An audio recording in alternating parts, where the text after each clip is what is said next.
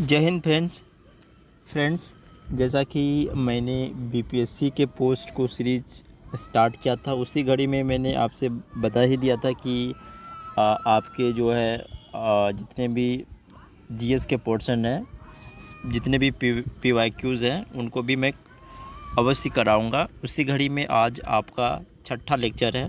इससे पहले 5 लेक्चर जो है मैंने कंप्लीट करवा दिया है। अगर आपने उस वीडियो को नहीं देखे हैं, आप उसको देख लीजिएगा।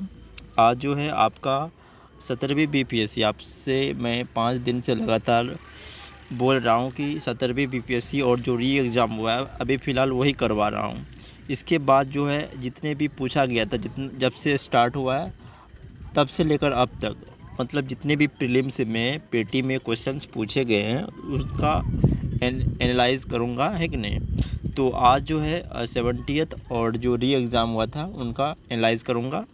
तो चलिए वीडियो को स्टार्ट करते हैं। और जैसा कि मैंने सभी वीडियो में बोलता हूँ कि चैनल को सब्सक्राइब करके रख लीजिए, है कि नहीं। तो चलिए वीडियो को स्टार्ट करते हैं।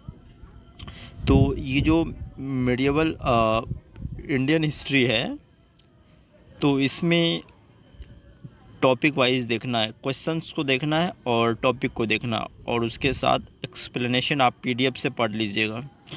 तो सबसे पहला टॉपिक है दिल्ली सल्तनत। तो दिल्ली सल्तनत टॉपिक से सवाल जो पूछे गए हैं इस बार आपका दो। तो दिल्ली सल्तनत में जो 5 वंशों ने शासन किया था, आपको पता ही होगा। सबसे पहला वंश था गुलाम वंश। गुलाम वंश से भी एक सवाल आया है, और खिलजी वंश, दूसरा खिलजी वंश है। दोनों टॉपिक से सवाल आया है। तो देखिए सवाल को पढ़ लीजिए, क्या है। जी लिल्ला, क्या है, जी लिल्ला शब्द का पहली प्रयोग किसने किया था। तो री एग्ज़ाम में पूछा गया था। तो बलबन है, इल्तुतमिश है, अकबर है, अलाउद्दीन खिलजी है।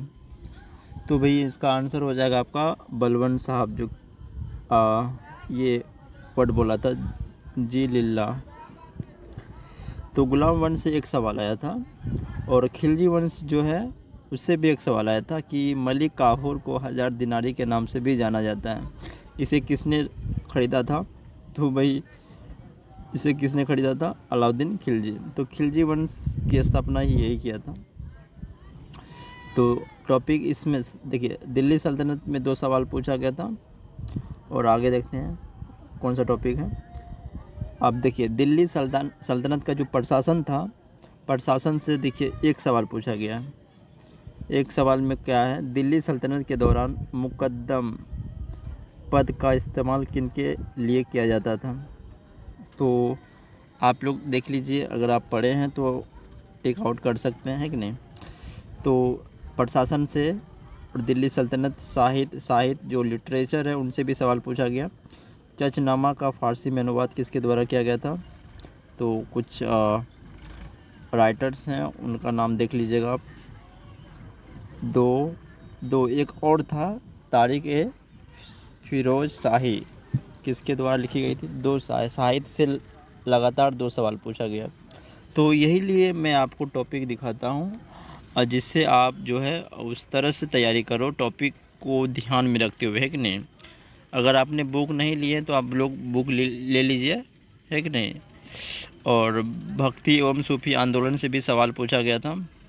क्या है सवाल, देख लीजिए। भक्ति सूफी आंदोलन से, बिहार में निम्नलिखित में किस सूफी सिलसिले की स्थापना हुई। कादरिया, फिरदौसिया, कलदेरिया, कुबिया।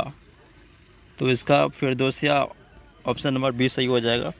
और मराठा एम्पायर से भी सवाल पूछा गया था। कुछ उनकी जो प्रशासन थी, प्रशासन से जुड़ा हुआ सवाल था। तो देख लीजिए, आप लोग पीडीएफ दे दूंगा, पढ़ लीजिएगा।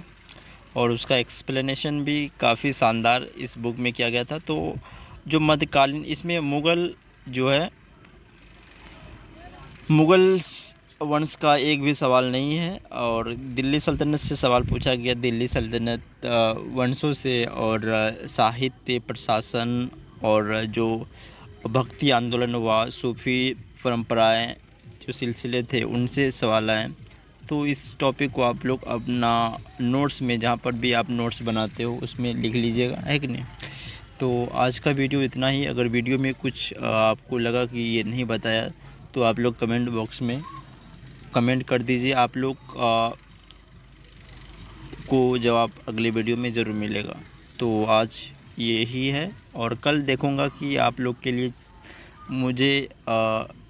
मैं आपसे एक वादा भी किया था कि भाई आपको एक कुछ नया करने वाला हूँ, बहुत जल्द आपके लिए लाने वाला हूँ। तो आप लोग इस सीरीज़ को कंटिन्यू देखते रहिए, ये बंद नहीं होगा, बट साइड से स्टार्ट हो जाएगा, बगल से मैं दे दूँगा बैच को, है कि नहीं। तो आप लोग चैनल को से जुड़े रहिए और पढ़िए मन लगा के, और आपका सिलेक्शन ज़रूर होगा, है कि नहीं। धन्यवाद। आज का वीडियो यही।